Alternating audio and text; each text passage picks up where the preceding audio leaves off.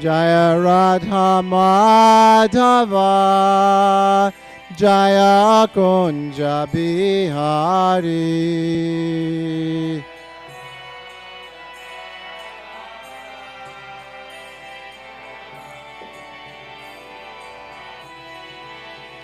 Jaya Radha Madhava, Jaya Kunja Bihari.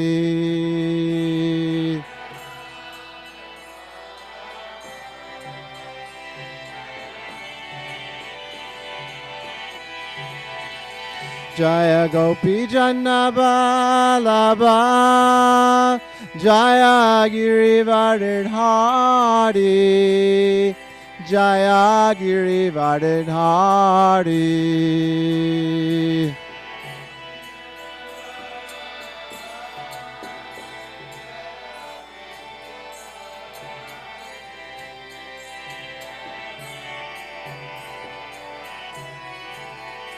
Jaya Yasodhanandana, Jaya Brajajana Ranjana.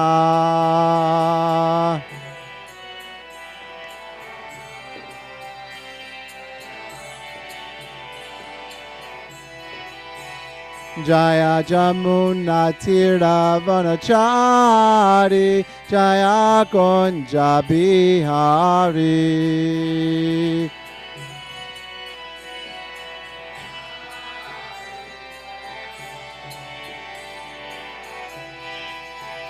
Jaya Radha Madhava, Jaya Kunja Bihari.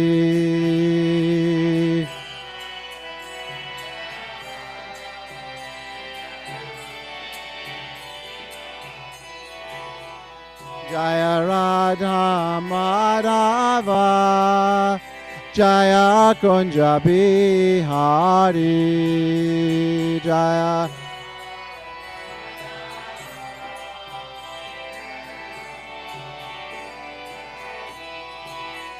Hare Krishna, Hare Krishna, Krishna Krishna, Hare Hare, Hare Rama, Hare Rama, Rama Rama, Hare Hare.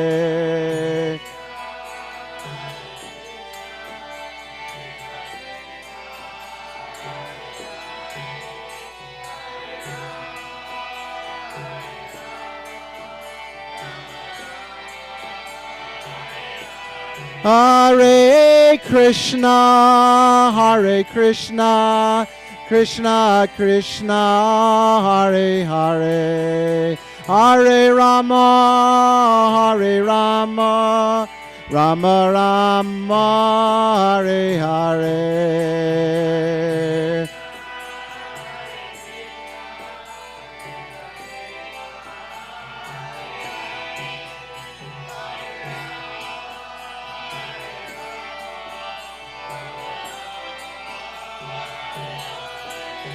Hare Krishna, Hare Krishna, Krishna Krishna, Hare Hare, Hare Rama, Hare Rama, Rama Rama, Hare Hare.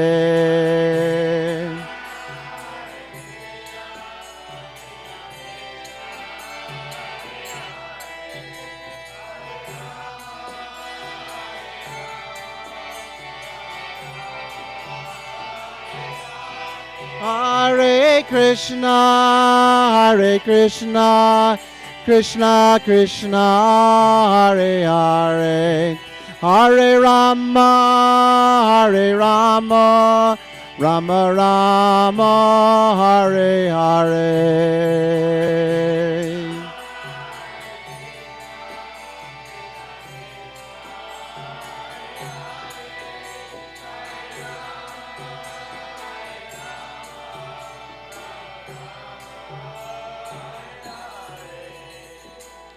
Gaura Premanande, Hari Hari Hari Bo.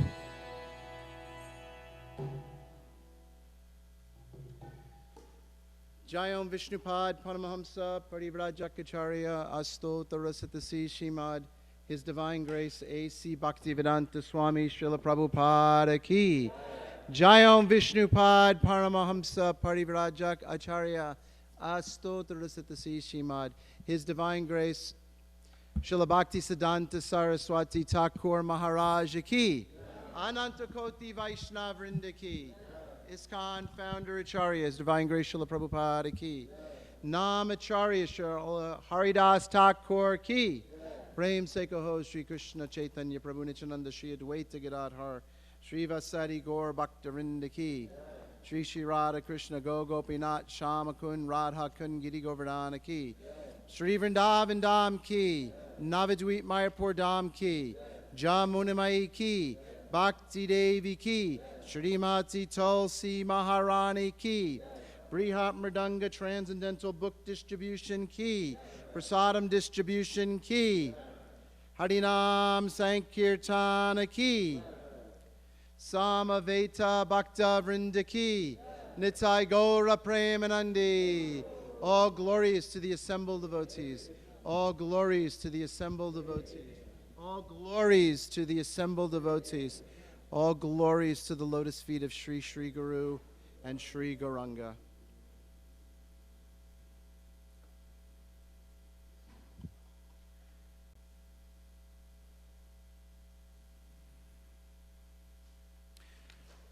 Om Namo Bhagavate Vasudevaya.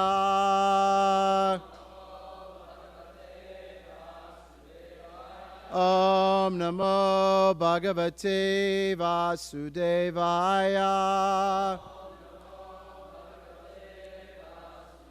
Om Namo Bhagavate Vasudevaya. So today we're reading from Canto 9, Chapter 14, text number 7, text number 8. Do not have purports. So I'll read through those, and then together we could read text number 9. So 7 and 8 I'll say. Text number 9 we'll all do together. Sarvadeva Ganopeto Mahendro Gurum Anvayat Sura Sura Vinoshopyut Samarashtaraka Mayam. King Indra, accompanied by all kinds of demigods, joined the side of Brihaspati. Thus, there was a great fight, destroying both demons and demigods, only for the sake of Tara, Brihaspati's wife. Text number 8.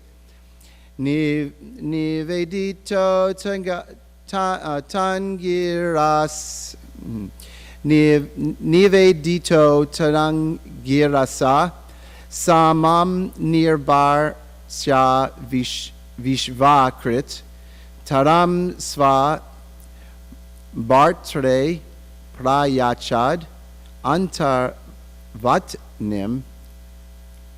Avetpati. When Lord Brahma was fully informed by Angira about the entire incident, he severely chastised the moon god Soma. Thus, Lord Brahma delivered Tara to her husband, who could then understand that she was pregnant. Text number 9, and we'll do this together. Chaja, Chajashu, Dushpange, Mat, Shetrad, Ahintam, Parai,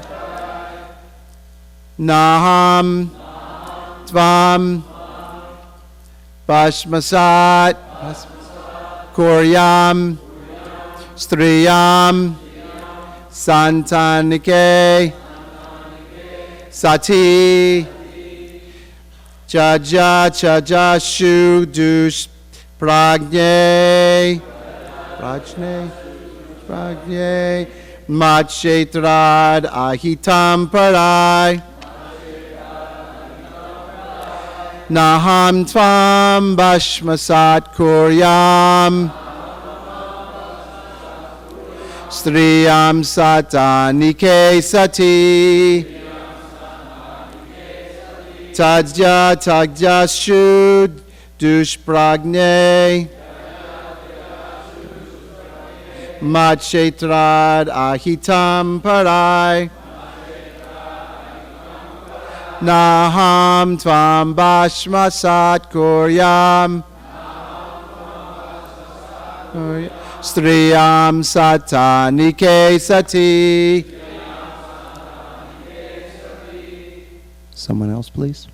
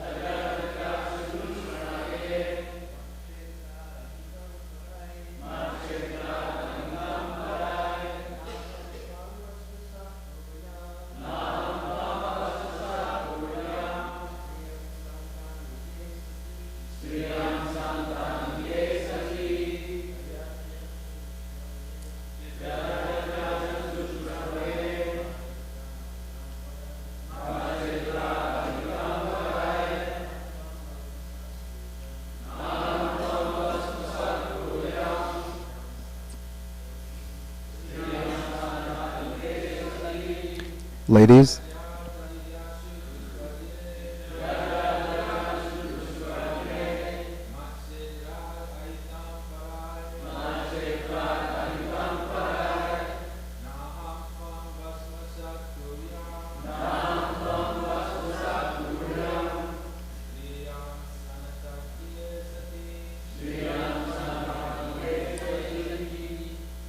Ladies, please.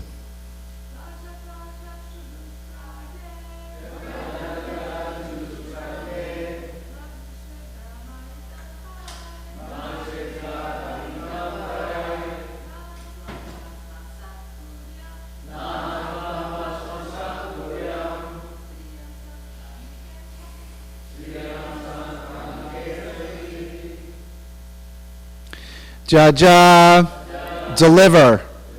Jaja, deliver.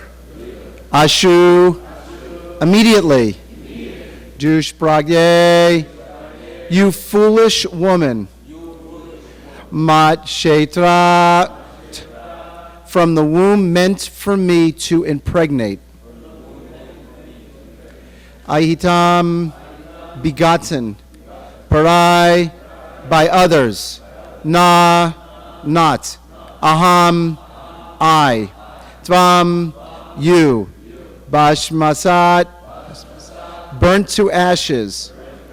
Kuryam, shall make. Striyam, because you are a woman. Santanike, wanting a child. Asati, although you are unchaste. Translation, Brihaspati said, you foolish woman, your womb, which was meant for me to impregnate, has been impregnated by someone other than me. Immediately deliver your child. Immediately deliver it. I assure that after the child is delivered, be assured that after the child is delivered, I shall not burn you to ashes. I know that although you are unchaste, you wanted a son. Therefore, I shall not punish you. Purport. By His Divine Grace, A.C. Bhaktivedanta Swami Srila Prabhupada. Tara was married to Brihaspati, and therefore a chaste woman. As a chaste woman, she should have been impregnated by him. But instead, she preferred to be impregnated by Soma, the moon god, and therefore she was unchaste.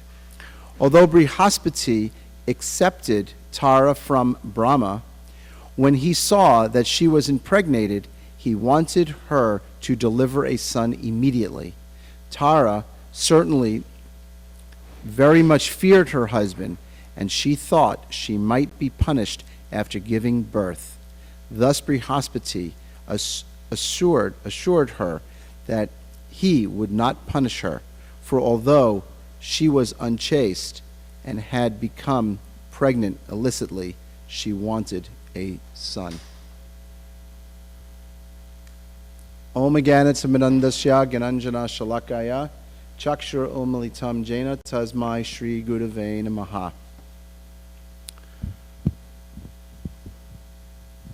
So as we read on in this Srimad Bhagavatam, Srila Prabhupada, he touches on some very important topics for us to learn, for us to study, for us to understand, and to do our best to educate the world outside, besides educating ourselves, but sharing that knowledge with the non-devotees.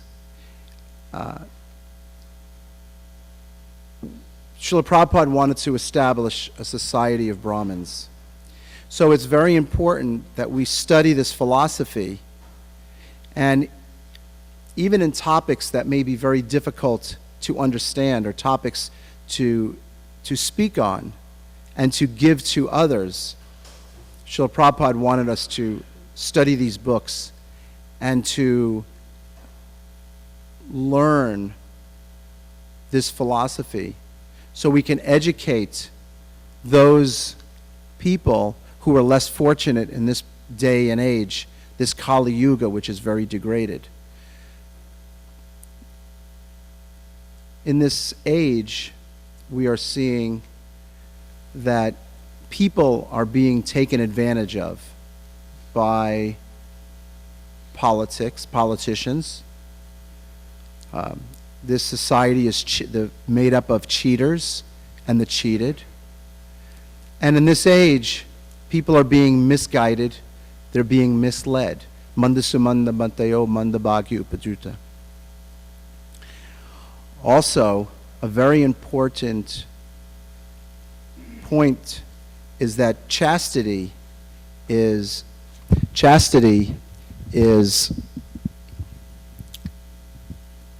no longer being followed. For the most part, we see that in this age of Kali Yuga, we speak about people being misled and taken advantage of. Well, the men are being taken advantage of, and the ladies are being taken advantage of. Unfortunately, chastity is very important, but unfortunately, chastity is not being followed. We see that so many women in our society are being hunted today, are being sought out by men, and only for sense gratification. But chastity is also the duty of a woman so that she's not taken advantage of. That's why there's the Varnashram system that Prabhupada said 50% of his work still remains to be done, and that's Varnashram, the Daivi Varnashram Dharma, where different classes are established. So we've got the Brahmanas and the Vaishyas and the Kshatriyas and the Shudras. And we have the brahmacharis, the grahastas, the vanaprast, and sannyasis. So it is the duty of the husband to protect the wife and to help with her chastity. And it is the duty of the wife or the woman to be chaste to the husband.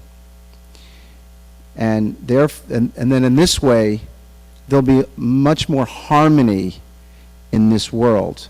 Now, when we speak about a man protecting a woman, it's not only physical, like I'm going to protect my wife, or as they say in Spanish, tengo fuerte grande, I'm going to protect the wife. No. That is there, but also protection is emotional as well. So, in doing this, the husband, he provides, the man provides for the wife, the man provides for the husband provides for the wife, and then the wife is chaste to the husband. But it's very important that as devotees, that we know that example is more important than precept. I've had quite a few guests who visit the temple, quite a few guests who go to the restaurant approach me and say very nice things about what they see that the devotees are doing. And I ask, well, have you ever, spoken to that devotee before? No, I don't know who that devotee is, but I like what I see. I like what that devotee does. I see that he's polite. I see he speaks nicely. The ladies are very polite. They come to work in the restaurant. They dress nicely. They're very polite to the guests. So this is important. So when someone is chaste and has chastity, then other people will see that. They pick up on that. And when a man is setting a good example for those of us who are married, who treat the wife nice, they speak nicely in public to them, that also is a nice example. And our society at large today they're not trained in this area. I wanted to read just some passage here in Bhagavad Gita about chastity. This is Krishna and Arjuna on the battlefield of Kurukshetra. And this is in the observing the armies. So we both know that where Krishna, Arjuna are on the chariot, and Arjuna is actually being educated by Krishna. Now this is an example for us to take. So here's a great example of how example is very important. So I will just read the English translation and then the purport. When irreligion is prominent in the family, O Krishna, the women of the family become polluted, and from the degradation of womanhood, O descendant of Vrishni, comes unwanted progeny. So of course then we see, from unwanted progeny, there's so much trouble. There's so many problems. A child will grow up not feeling wanted.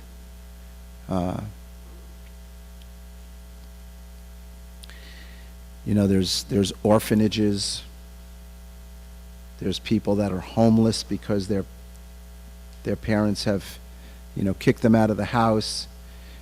Even in our society today, I was speaking with someone that I knew when I lived in Florida, and she was a welfare. She gave welfare. And she was amazed at how people would have children just to have children. And this is unwanted progeny, just so they can make more money, because the more children you have in the welfare system, the more money you get. So with this unwanted progeny, it actually creates a problem for Kali Yuga.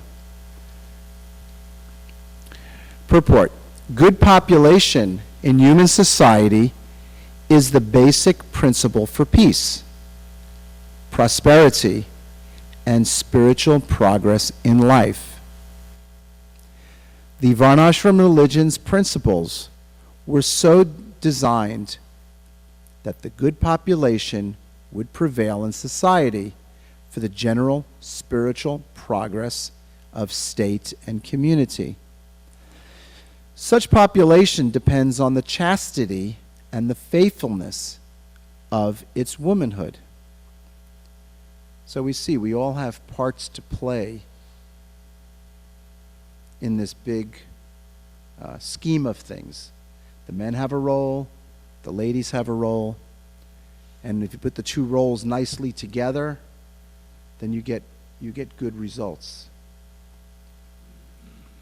And that is, you beget good children. As children are very prone to be misled, women are similarly very prone to degradation. Therefore, both children and women require protection from the elder members of the family. That also means the elder in our Krishna consciousness. We are polite, we speak nicely, and we offer respect, not only to our god brothers, but to the ladies as well. By being engaged in various religious practices, women will not be misled into adultery. According to Chanakya Pandit, women are generally not very intelligent and therefore not trustworthy. Now, in our Krishna consciousness movement, this is not applying to the ladies, because they are doing what the men are doing. They're chanting 16 rounds. You follow the regulative principles. They're doing devotional service. They're doing deity service. And therefore, they are the most intelligent and trustworthy. So the different family traditions of religious activities should always engage them, and thus their chastity and devotion will give birth to good population eligible for participating in the Varnashram system. On the failure of such Varnashram dharma, naturally the woman becomes free to act and mix with men, and thus adultery is indulged in at the risk of unwanted population. Irresponsible men also provoke adultery in society, and thus unwanted children flood the human race at the risk of war and pestilence. So these are very important points that Srila Prabhupada is making. And as we are trying to establish this more and more, this society of Krishna consciousness to become more prominent, as Srila Prabhupada said, establish the world of the established Brahmins. We are teachers. We have that responsibility. It's actually a very important responsibility to preach Krishna consciousness and help to spread Krishna consciousness all over the world. And so some of these points are they're difficult. We may even be challenged when we're speaking with non-devotees. But it's important that we study these every day that we study Srila Prabhupada's books. We're in school, we're in college, we're in postgraduate. We are trying to do the most amazing thing that can be done. And what is that? Change our consciousness. The material consciousness that we had. And now we've come to Srila Prabhupada's movement. And we've gotten the Maha Mantra. We've gotten this philosophy. And somehow we've been deputized to go out and give Krishna consciousness to others. But if we're not going out on book distribution, it's very important to set that nice example, because people are watching very closely what we do. When you're out there in a dhoti, it's very, or a sari, or you have your bead bag and tilak on, it's very important to set a good example. It's very important to speak nicely, to be polite, to, by our example, people will inquire, well, what are you all about? I remember years ago someone said to me, and I wasn't even wearing devotional clothes. I was actually, we were on Sankirtan, and somebody said to me, you're so different than everybody else. What's different about that? Like what are you into? So you only get one time. You get one time to make a first impression.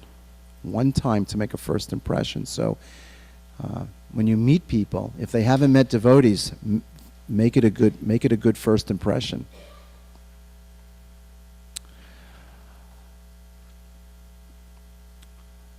Okay, I wanted to stop here and see if we have 5 minutes left. These topics are a little bit deep and a little bit challenging for me to speak about. So I want to just stop there and see if anyone has anything they can add to something that I said, or even some questions. And if you can get the microphone, please, out of the closet. The microphone, please.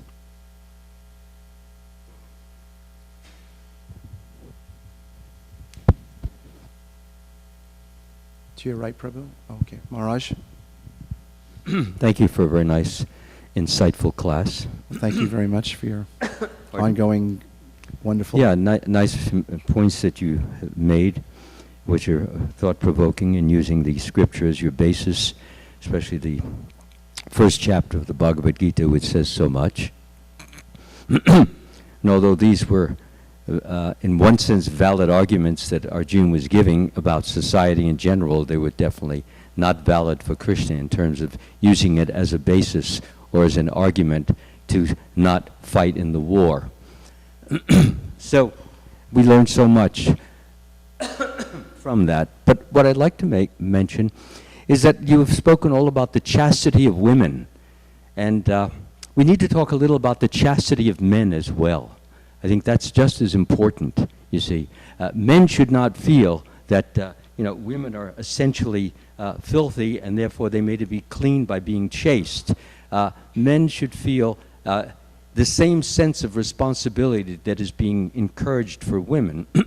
Men should feel that being a womanizer or being a tempter or going out and leading a very loose, licentious life simply because you're a man, and men tend to be a little bit more, how can I put it, a little more rough and tough and not as dainty and restrained as women tend to naturally be. So they should not feel that this is only applicable to to women, that they should be chaste. Actually, a man should be very watchful of his. It's not only for just brahmacharis. Actually, Prabhupada spoke so highly about the grahasta brahmacharis, grahasta sannyasis, who are very careful in in what they do. He gave the example of Lord Ramachandra, who had only just one wife when he could have had hundreds if he wanted, who set the very perfect example of self-control, sense control, and the idea of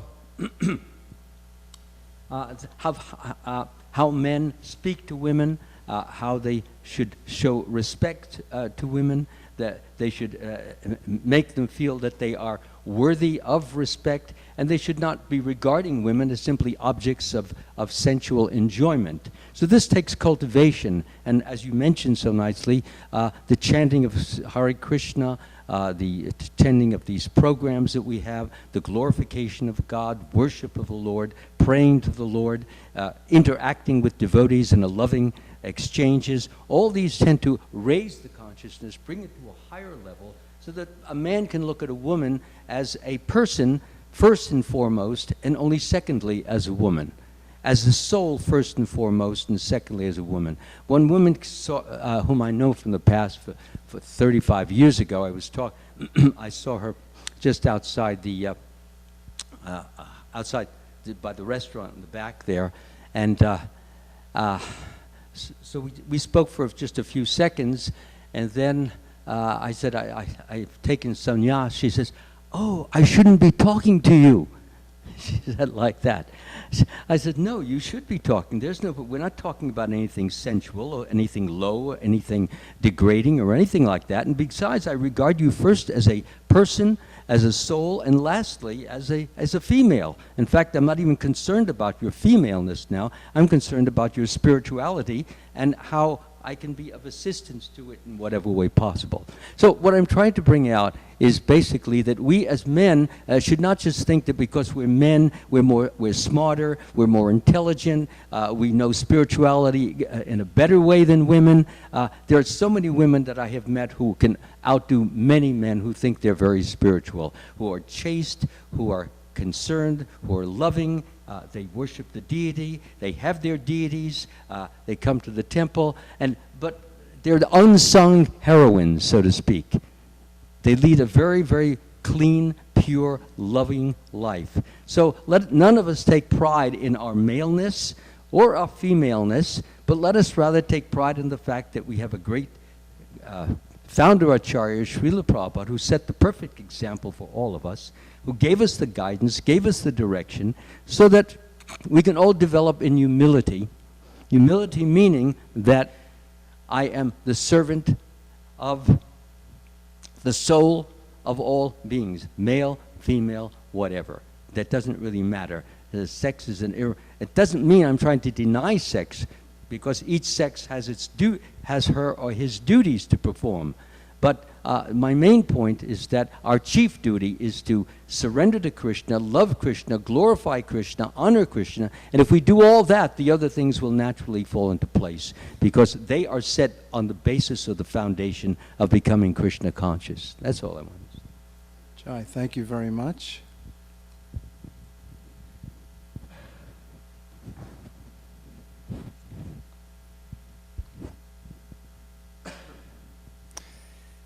I had a question.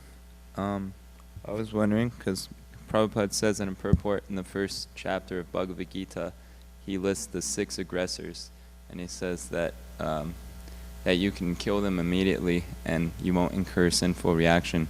So I was just wondering, why didn't Brihaspati just kill Soma right away? And my other question was, why was there a big battle where many people were dying just over, can you explain like the importance that there was a huge battle just over one person's wife and many people were dying over that? Okay, I'm going to ask for some help on this one. Prabhupada Prabhu has his hand up. As far as the first part of the question goes, it was described that Soma had conquered the 3 worlds. It might not have been possible for Brihaspati to just kill him immediately. Sounds like he was a pretty powerful person, so that's just a thought.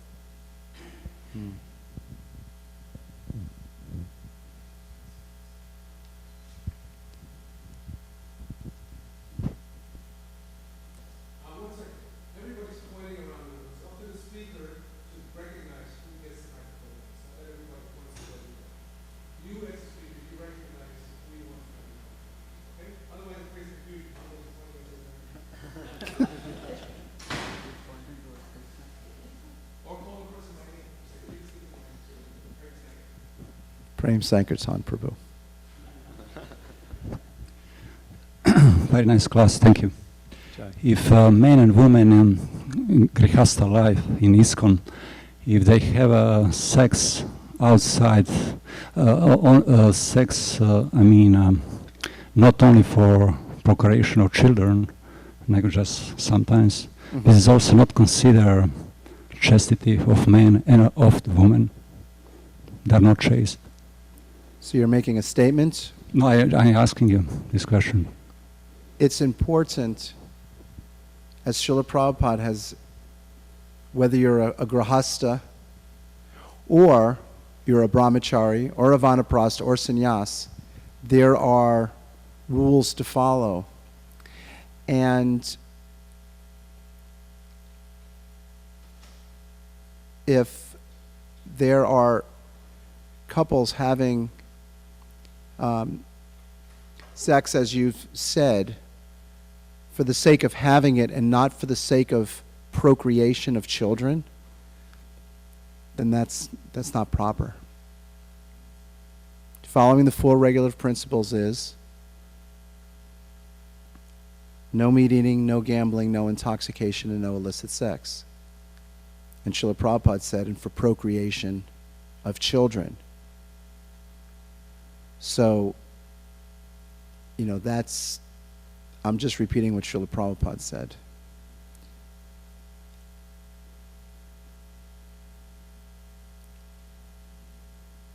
Acharya Narottam Prabhu. We'll just go on for another couple of minutes, Prabhus. Hare Krishna Prabhu. Thank you very much for very nice presentation. Talking about chastity and how, especially how men relate to women, sometimes gets confusing when the way how you address women. Like, for example, there is cases when I call Mataji and they don't like to be called Mataji. Or I cases that I call, I say Mataji, say no, call me by my name. So what is the right way of when you relate to or address women to use the term Mataji, Prabhu, or by her name, because sometimes it gets confusing. I know that, and I know what you're referring to, because I've also had that experience before. And out of respect, if a Mataji says, please don't call me Mataji, then I don't call her Mataji. However, if I say her name, it's in a respectful way. It's not like sometimes as like us, like okay, my name is Sacinandana, so sometimes somebody will say, hey Sachi, amongst our peers, and our friends, we can be a little loose like that. But when men are dealing with women, or men are dealing with women, it's important to have that respect.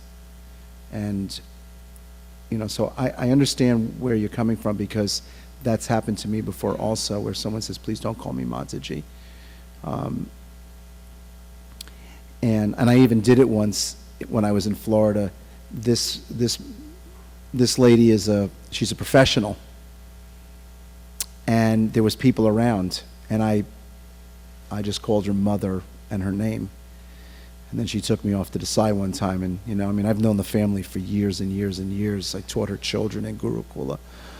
And she said to me, please just call me. And that's what I do to this day. But it's very respectful. It's not like in any loose kind of a way. It's in a very, still it's in a respectful way. As far as the Prabhu part, we want to set an example for society. We want to, this ISKCON society, so we call each other Prabhu, and that's, no one will fault you for that. But I even know the other day, and I don't think you heard it, Prabhu, but I wanted to get Savas Prabhu's attention for something, and I said, Savas! And then he didn't hear me. At least I don't think he heard me. And then I said, a little bit softer, Prabhu, because I realized that, that familiarity breeds contempt. So we have to be very careful that we're being respectful and we're using the titles that Srila Prabhupada has laid out. Now, someone may say, well, that's being fanatical. But we're not being fanatical when we're following what Srila Prabhupada has laid out for us. Srila Prabhupada said we should pay attention even to the small details, the small things, because you start slacking in one way, you start slacking in another way, you start slacking in another way, and before you know it, you're slacking your 16 rounds, and before you know it, you're slacking the morning program, and before you know it, so one thing leads to the next. So, it's pretty simple. We don't want to be, think too much with all this, but, Prabhu, Mataji, and if someone doesn't want to be called Mataji, then be respectful and don't call that Mataji. Mataji, you can use her name, but it should be respectful. So that's my take on that. So let us stop here. I want to thank you all for coming and attending Srimad Bhagavatam class. The fact that you're all here means that you value and see the importance of the morning program and coming to Bhagavatam class. Jai. Hare Krishna.